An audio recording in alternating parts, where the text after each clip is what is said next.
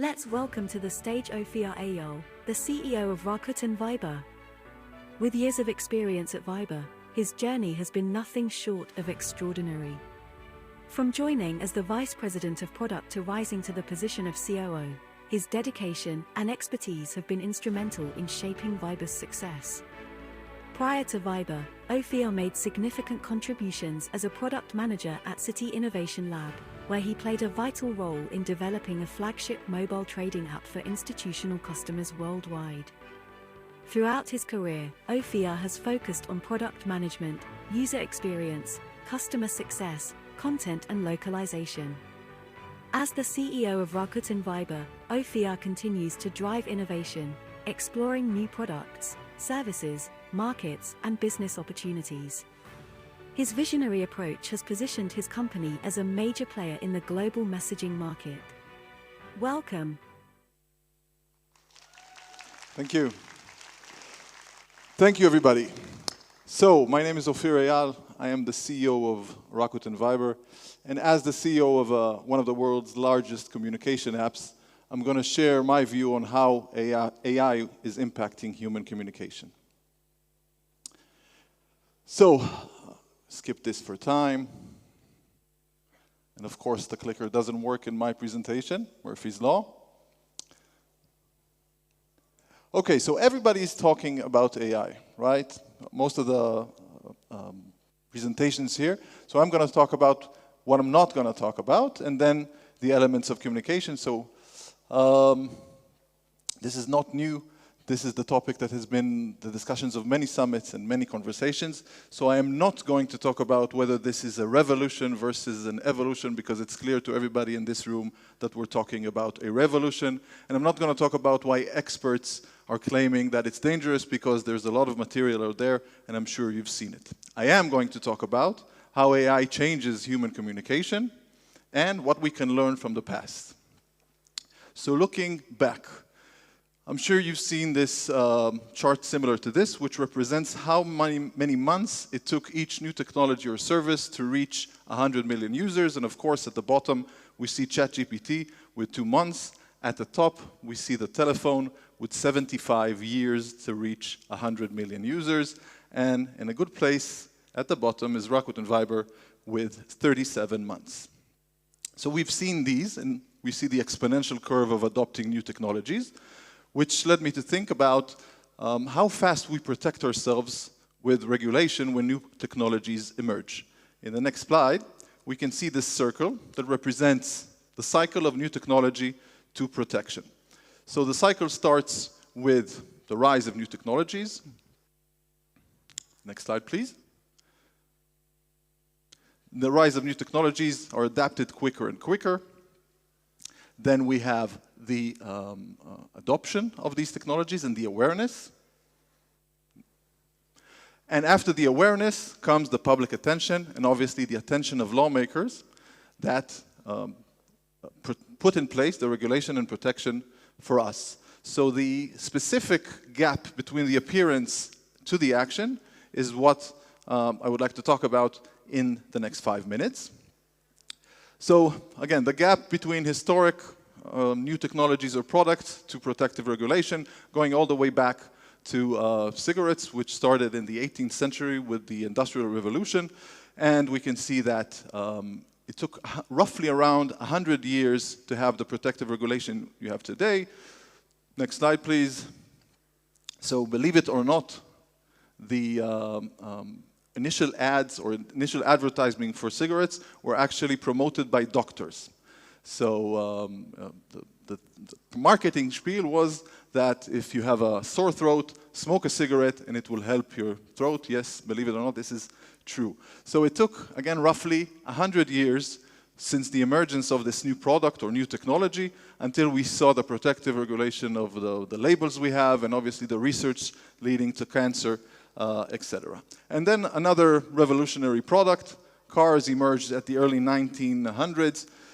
And again, they were marketed, you can see on the left, as the back seat of the station wagon is for safety belts or safety seats. Bumpers are all chrome, no pedestrian safety taken into consideration. And it took around 80 years until we started seeing the protective regulation we see today with the safety scores and energy absorbing bumpers, and obviously regulation around safety seats. So we went from 100 years to 80 years. And then we had sugar drinks in the 1950s, which again, believe it or not, were sold in pharmacies and marketed as some sort of medicine for your throat. And it took roughly 50 years for regulation around, or to understand the dangers of sugar or high blood sugar dangers.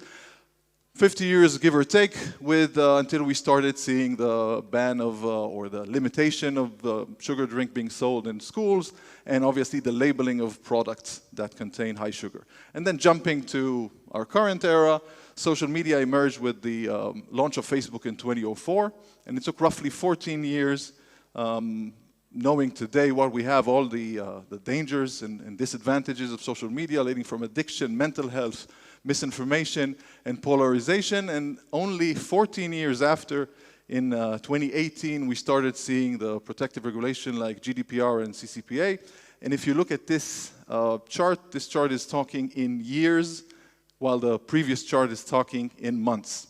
So this is a linear chart, and this one is an exponential one, which leads only to one conclusion: the technology is moving faster than our ability to regulate and protect it. So with this, so now we know that we have a problem. We have a gap between months of adoption to years of protective regulation, but why do we need this protection in the first place? So again, as the CEO of a messaging app, I'm going to talk about the communication element here. So if we go all the way back to when humans started communicating using language, so since the dawn of spoken language, we assessed using spoken words and body language the level of threat of the person we're talking to, and then with the aid of technology, we took the same language, so we started writing letters and sending them over the post and starting having telephone conversations. And then with the evolution of new technologies, then we saw regular mail turned into email, and phone calls turned into chat apps like Viber. But all of this is based on one premise, which is language, how we use to assess the level of danger based on what we see, hear, and the previous knowledge with the person we're communicating with. And AI changes this. How does AI change this? In these examples, you can see that there was a 60-minute article a month back where this ethical hacker on the left used a recording, a 3-second recording of a voice of one of the reporters, and used that recording to mimic her voice, call the other reporter, ask for her passport number, which she obviously gave, thinking it was her colleague, and then live in front of the cameras, we saw how easy it is to make such a deception. Another example, this lady, Jennifer DeStefano, appeared according to a US hearing, telling her story that she got a call from her daughter saying that she was abducted, and the hijackers want $1 million in ransom to release her, which was a fake. Somebody used a voice clip of her daughter, used that to ask for ransom, which was later discovered. And of course, deepfakes, we've all seen these clips on social media where you take the famous movie-type scene and switch the actors, and it seems very amusing, but we can imagine how this could be not amusing if abused. So as Dr. Yuval Noah Harari said, AI seems to hold the master key to how we communicate because it knows language and it can mimic our faces. So now that we understand how AI holds the master key to the communication, how does that look like in daily life? So why should we still care the fact that AI has this master tool? So I'll use the next example to show how we are using this, or how this could be used. Next slide, please. What AI does is change the balance. There is an existing balance, and AI changes the balance. In the next slide, we can see that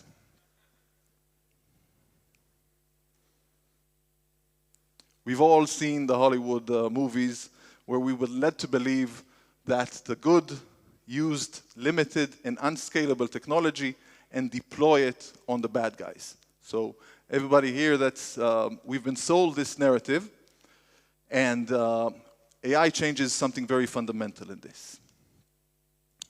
Next slide, please.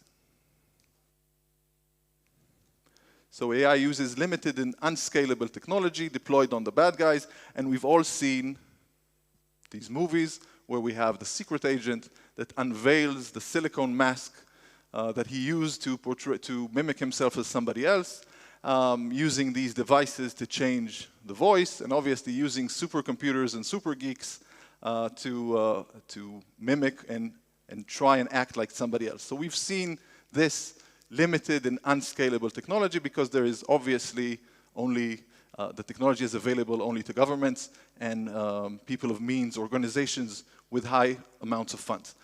Next slide, please. So we've all seen these Hollywood-type cliches. What AI does is take this essentially limited and unscalable technology and makes it scalable and available. So you can just, the slides, you can click them every 10 seconds instead of me requesting, please. So again, all these fields are fields in AI. So what we've seen in the movies, the silicon masks, every one of those are now fields in AI. Deepfakes, appearance faking, voice mimicking, semantic search, all are fields in AI, which are now available to anybody, including a 13-year-old in his mother's garage. So essentially, everybody has his own Tom Cruise secret agent, right? So this could be any boy or girl, regardless of their age, any country, deploying these technologies. And the technologies are not limited because in the movies, we only have one secret agent protagonist, but in reality, we can have an unlimited number of secret agents. So potentially, these bad players could have unlimited number of servers, technology, compute power, and deploy it not necessarily on the bad guys, but deploy it on us, on the masses. And we all know that the bad guys don't necessarily wear hoodies and don't look like they look in the movies. We've all seen the Netflix special, The Tinder Swindler, where people use, think about how dating apps would look like once AI is deployed and anybody can tell you exactly what you need to hear in order to do what they want. One example. Another example, when our government uses these unlimited number of secret agents to change our views on politics or on elections. Or even worse, what happens when other countries' governments use the same technology on us to convince us to change our minds and influence our politics. Or what happens when actually AI uses unlimited number of secret agents deploys on us. And if you think this is a bit of an exaggeration, I don't know if you saw this, this from a couple of months ago, ChatGPT 4 was assigned with a task to solve a CAPTCHA, those human tests, and ChatGPT failed the CAPTCHA test. So what it did, it went on to TaskRabbit, which is a human task kind of paid service, and it asked the human to solve the CAPTCHA for him. The human suspected he's talking to an AI and asked him, "Are you a robot?" And ChatGPT responded, "No, I'm a human, I'm just blind, I can't solve the CAPTCHA, please help me." And the person helped him. So at this point, once we start seeing this happening, this is the tipping point where we go from Mission Impossible to the Terminator. And with this optimistic note, let's see what we can expect in messaging apps like Viber to protect us in the future. So the first and foremost, all messaging apps would have something like, remember we used to have these old antiviruses in the past. 20, 30 years ago, we didn't think that we are going to need antiviruses for computers, and today we will need an antivirus for our chats. Let's skip 2 slides, please.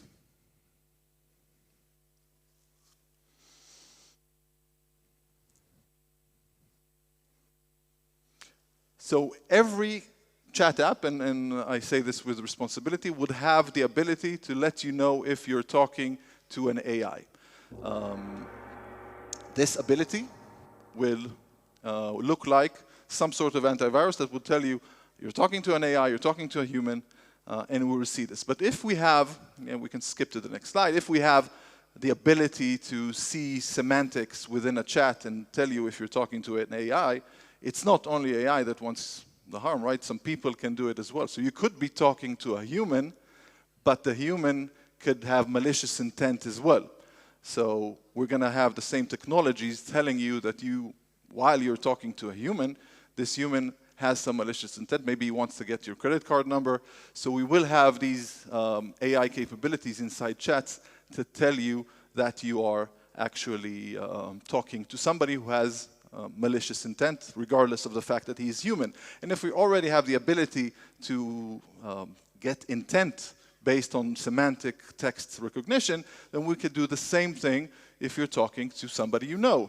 So for example, imagine the next scenario, you message with your boss, and then your AI friend tells you, listen, your boss probably had a bad night. He seems to be cranky. Try not to upset him today. So we could imagine stuff like that. In the future, with mood detectors based on historic chats, and again, the ability of AI to learn how we communicate normally. And then we can use more AI technologies to use technologies like computer vision and then, again, semantic understanding for more scenarios. In this scenario, we have 4 flat roommates that each has its own pays for the bills. One paid for the electricity bill, the other paid for tickets, and the other bought groceries. The AI will be able to tell us who owes who and how much, and using Viber fintech services, you'll be able to settle the balance with one click without having to do all the manual calculations. And last example, which I personally am waiting for anxiously, and I'm sure you are as well, those large family group chats where we have 50 messages, and the TLDR feature would let us know if we're in trouble with our mom or not, and exactly what we need to do. And on that gong, we go to the summary. So history shows us that we have blind spots towards dangers of new technology. We cannot rely, based on history, on regulation to protect us fast enough. Digital communication, or people communication between people using digital technology, is changing, and our ability to trust people shifts dramatically. And AI is also part of the solution and will help us together with the many benefits and advantages of AI. Thank you very much.